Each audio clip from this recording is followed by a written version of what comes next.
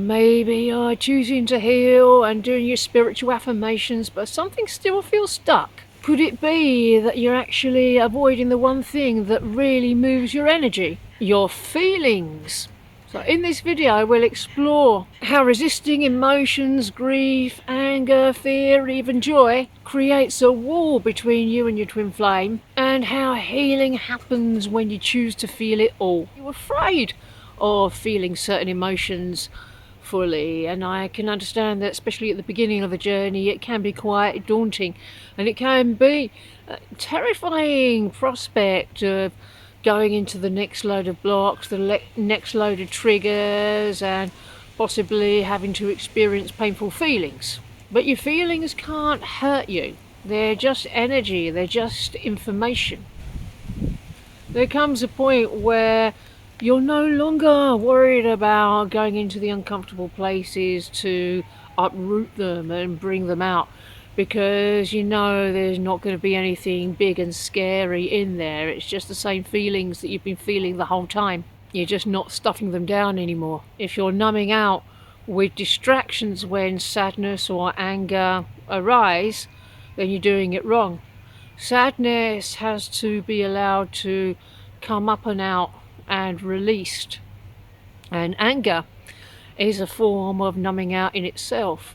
You have to let that come up and out as well, gently, so you can drop down a little bit deeper and find what the deeper hurt feeling actually is that the anger was protecting. What's underneath it all? And then you apply the mirror exercise to that deeper feeling and you dissolve it for good.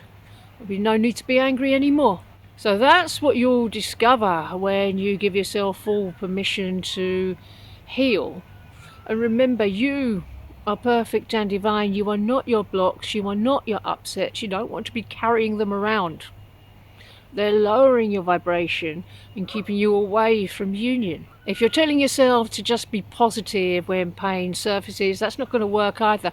This is not the good vibes only, love and light path. Not at all. You shouldn't skip straight to the affirmations without first processing the emotions underneath.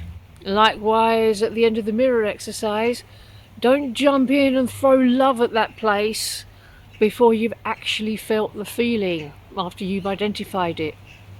It won't help to just identify and label the feelings and then shove them back down again. You actually have to feel through them. If you're using spiritual optimism as a shield, have a look at what emotions might be hiding behind it. You might have to ask yourself the same question several times.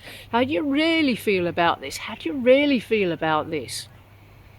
Ask that feeling to show itself. Are you afraid that if you feel your feelings, they'll overwhelm and break you? Well, first of all, feelings can't hurt you. There is no such thing as too much emotion to safely face. However, at the beginning of the journey, the triggering can be very painful because we've all been so numbed out for so long. I certainly at the beginning would get completely incapacitated by an upset. Too upset to do the mirror exercise, but later on I found out that being too upset to do the mirror exercise is just another form of resistance to doing it.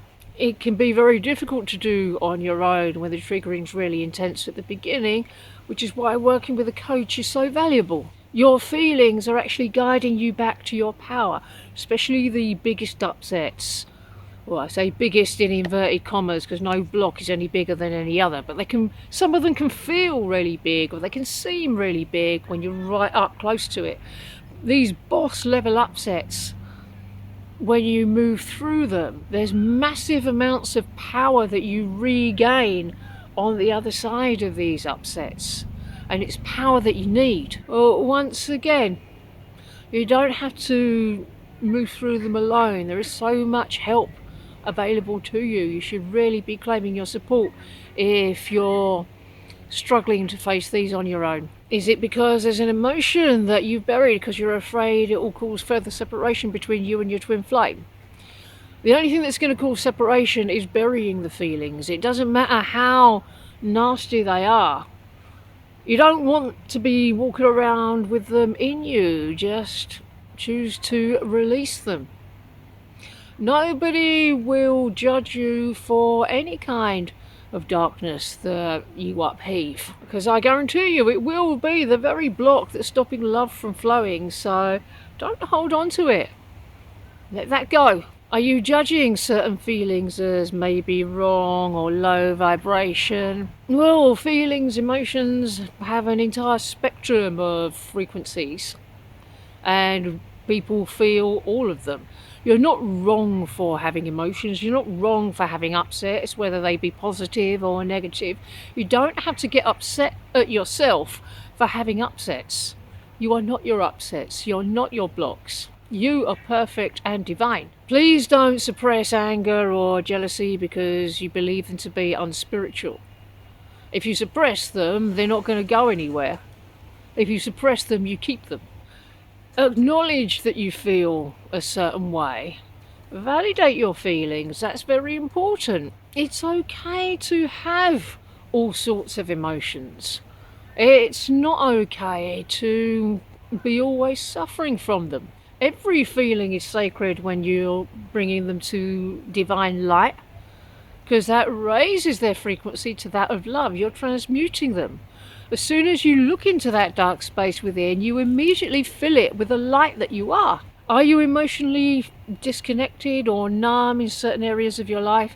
Do you go through the motions but feel emotionally disconnected inside? What would it feel like to awaken your heart in these places? Or perhaps you're only comfortable feeling what you can control. If you're allowing joy but pushing away grief or vulnerability, then you're not feeling the full range of emotions.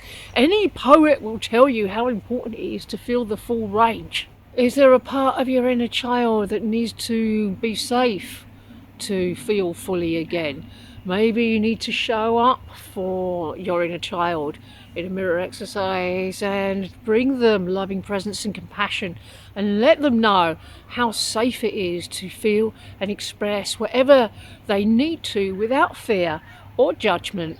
It's when things feel most raw that you gotta commit to the mirror exercise, and if you're avoiding that, you got a problem. If you're delaying the healing steps because the emotions that get brought up seem too intense, you've got to go gently with yourself here.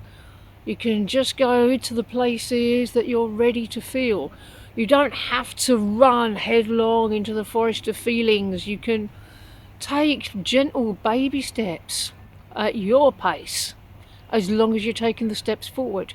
Committing to this process will bring relief, because not only will it help you feel better in the short term, but it'll also heal your union and bring you together in the way that you're desiring.